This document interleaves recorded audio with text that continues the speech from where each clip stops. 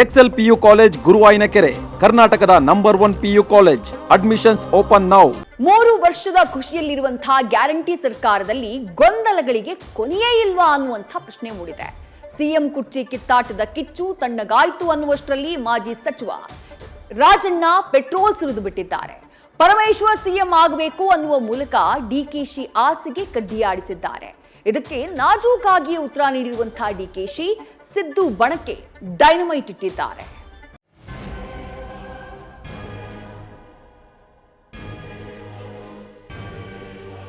In the event of change of leadership, I prefer Dr. Parmeshwar. ಅಂದ್ರೆ ಪರಮೇಶ್ವರ್ ಮಾಡಬೇಕು ಅಂದ್ರೆ CM ಇಳಿಬೇಕು ಅಂತ ಅವರು. ನಾನು ಯಾವ್ದಾರ ಸಿಎಂ ಬದಲಾವಣೆ ಆಗಬೇಕು ಅಂತ ಹೇಳಿದ್ದೀನಿ. ನಾನೆಲ್ಲೂ ಹೇಳಿಲ್ಲ. ಎಲ್ಲ ನಮ್ಮ ಮುಖ್ಯಮಂತ್ರಿಗಳಿಗೆ, ನಮ್ಮ ಹೈಕಮಾಂಡಿಗೆ ಬಿಟ್ಟಿರುವಂಥದ್ದು.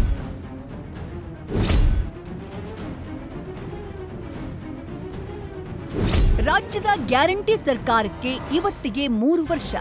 ಆದರೆ 3 ವಿಷಯಗಳು ಸರ್ಕಾರದ 3 ವರ್ಷದ ಹರ್ಷವನ್ನೇ ಕಿತ್ಕೊಂಡಿದೆ. ಅಧಿಕಾರ ಹಂಚಿಕೆ, ನಾಯಕತ್ವ ಬದಲಾವಣೆ ಮತ್ತು ಸಂಪುಟ ವಿಸ್ತರಣೆಯ ಗೊಂದಲದಲ್ಲಿ ಕಾಂಗ್ರೆಸ್ ದಿನಗಳನ್ನ ದೂಡ್ತಾ ಇದೆ. ರಾಜ್ಯದ ಗ್ಯಾರಂಟಿ ಸರ್ಕಾರಕ್ಕೆ 3 ವರ್ಷ ತುಂಬಿರುವ ಹೊತ್ತಲ್ಲೇ ಸಿಎಂ ಹುದ್ದೆಯ ಕಿಡಿಗೆ ಮಾಜಿ ಸಚಿವ ಕೆಎನ್ ರಾಜಣ್ಣ ಪೆಟ್ರೋಲ್ ಸುರಿದು ಕಡ್ಡಿಗೀರಿದ್ರು. ಇದರ ಬೆನ್ನಲ್ಲೇ ಹಸ್ತ ಮನೆಯಲ್ಲಿ ಮತ್ತೆ ಸಿಎಂ ಕುರ್ಚಿ ಬಗ್ಗೆ ಚರ್ಚೆಗಳು ಶುರುವಾಗಿವೆ. ಡಾಕ್ಟರ್ ಜಿ ಪರಮೇಶ್ವರ್ ಸಿಎಂ ಆಗಬೇಕು ಎಂದ ಮಾಜಿ ಸಚಿವ ಕೆಎನ್ ರಾಜಣ್ಣ ಮಾತಿಗೆ ಡಿಸಿಎಂ ಡಿಕೆಶಿ ನಾಜೂಕು ಉತ್ತರ.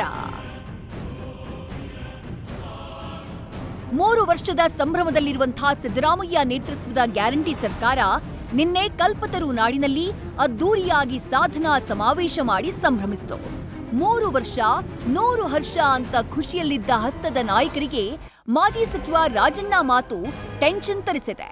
ಮೊನ್ನೆ ಮಾಧ್ಯಮಗಳ ಮುಂದೆ ಸಿದ್ದರಾಮಯ್ಯ ಸಿಎಂ ಸ್ಥಾನದಿಂದ ಇಳಿದ್ರೆ ನಂತರ ಪರಮೇಶ್ವರ್ ಸಿಎಂ ಆಗಬೇಕು ಅಂತ ಹೇಳಿಕೆ ಕೊಟ್ಟಿದ್ರು. 2 ದಿನಗಳ ಹಿಂದೆ ರಾಜಣ್ಣ ಏನ್ ಹೇಳಿದ್ರು ಅನ್ನುವುದನ್ನ ಕೇಳಿ. ನಾವು ಅದನ್ನೇ ಬಯಸ್ತೀವಿ, ಅವರೇ ಆಗಬೇಕು. ಮುಂದೆ ಸಿದ್ದರಾಮಯ್ಯನವ್ರು ಏನೋ ಬದಲಾವಣೆ ಆದರೆ ಪರಮೇಶ್ವರೇ ಮುಖ್ಯಮಂತ್ರಿ ಆಗಬೇಕು ಅನ್ನೋರು ನಾವು. ಇನ್ನೇನಾಗಬೇಕು? ಹೌದು, ಹಿಂದೆ 8 ವರ್ಷ ಇರಲಿಲ್ವ ಅವರು ಅಧ್ಯಕ್ಷರಾಗಿ? ಅವರು ಕೆಲಸ ಮಾಡಲಿಲ್ವಾ? ಅವರು 13ರಲ್ಲಿ ಗೆದ್ದಿದ್ರೆ ಅವರೇ ಚೀಫ್ ಮಿನಿಸ್ಟರ್ ಆಗೋರು. ಅವ್ರು ಗೆಲ್ಲಿಲ್ಲ ಅವಾಗ. ಈಗ ಅದು ಹಳೆ ಕೂಲಿ ಅವ್ರದ್ದು ಬಾಕಿ ಐತಲ್ಲ. ಪರಮೇಶ್ವರ್ ಸಿಎಂ ಆಗಬೇಕು ಎಂಬ ರಾಜಣ್ಣ ಮಾತಿಗೆ ಸಿಎಂ ಸ್ಥಾನದ ಮೇಲೆ ಕಣ್ಣಿಟ್ಟಿರುವಂತಹ ಡಿಸಿಎಂ ಡಿಕೆ ಶಿವಕುಮಾರ್ ನಾಜೂಕಾಗಿ ಉತ್ತರ ಕೊಟ್ಟಿದ್ದಾರೆ.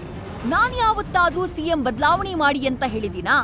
ಪರಮೇಶ್ವರ್ ಸಿಎಂ ಆಗಬೇಕು ಅಂದ್ರೆ ಸಿಎಂ ಕೆಳಗಿಳಿಬೇಕು ಅನ್ನೋದು ರಾಜಣ್ಣ ಅವರ ಅರ್ಥನಾ ಅಂತ ಹೇಳಿ ಪ್ರಶ್ನೆ ಮಾಡಿದ್ದಾರೆ.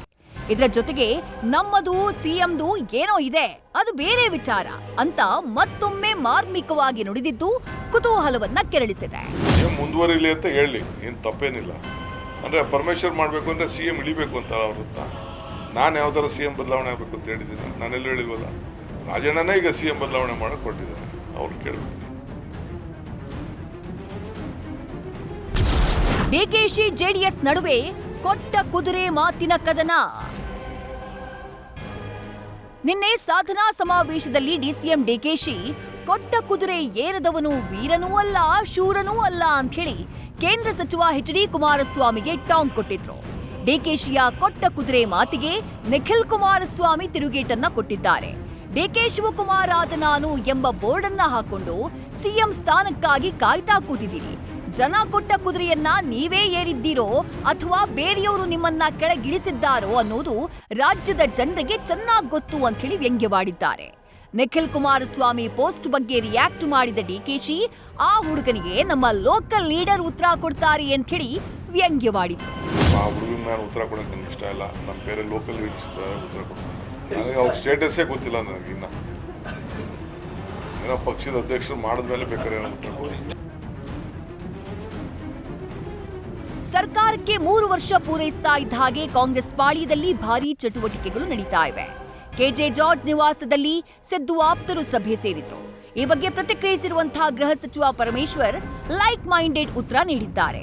ಇನ್ನು ರಾಜಣ್ಣ ಮಾತಿಗೆ ತಲೆ ಅಲ್ಲಾಡಿಸಿದ ಪರಮೇಶ್ವರ್ ಸಂಪುಟ ಪುನರಚನೆ ನಮ್ಮ ಕೈಯಲ್ಲಿಲ್ಲ ಅನ್ನೋದನ್ನ ಮಾರ್ಮಿಕವಾಗಿ ನುಡಿದ್ರು. ಸರ್ಕಾರದಲ್ಲಿ ಅಧಿಕಾರಿಗಳು ಬದಲಾಯಿಸ್ತಿರ್ತೀವಿ, IASನವ್ರನ್ನ IPSನವ್ರನ್ನೆಲ್ಲ ಚೇಂಜ್ ಮಾಡ್ತಿರ್ತೀವಿ, ಮತ್ತೇನು ಬದಲಾವಣೆ. ಇದೆಲ್ಲ ನಮ್ಮ ಮುಖ್ಯಮಂತ್ರಿಗಳಿಗೆ, ನಮ್ಮ ಹೈಕಮಾಂಡಿಗೆ ಬಿಟ್ಟಿರುವಂಥದ್ದು. ಊಟ ತಿಂಡಿ ಮಾಡ್ತಾ ಇರ್ತೀವಿ, ನಾವೆಲ್ಲ ಸೇರ್ತೀವಿ. ಲೈಕ್ ಮೈಂಡೆಡ್ ಮಂತ್ರಿಗಳು ಒಂದೊಂದು ಸಾರಿ ಎಲ್ಲ ಸೇರಿಕೊಂಡು ತಿಂಡಿ ತಿಂತೀವಿ, ಊಟ ಮಾಡ್ತೀವಿ. ಅದಕ್ಕೆಲ್ಲ ಬದಲಾವಣೆಗಳ ಇದನ್ನು ಹೇಳುವಂಥ ಅಗತ್ಯ. ಅದೇನೇ ಇರಲಿ, ರಾಜ್ಯದ ಗ್ಯಾರಂಟಿ ಸರ್ಕಾರಕ್ಕೆ 3 ವರ್ಷ ಪೂರೈಸಿದ್ದು ಇನ್ನು 2 ವರ್ಷ ಅಧಿಕಾರ ಕೈನಲ್ಲಿದೆ. ಅಷ್ಟರಲ್ಲಿ ಏನೆಲ್ಲ ಬದಲಾವಣೆ ಆಗುತ್ತೆ ಅನ್ನುವುದನ್ನ ಕಾದು ನೋಡಬೇಕಿದೆ. News first bureau. News first ನಿರ್ಭೀತಿಯಿಂದ ನಿಮ್ಮ ಪರವಾಗಿ.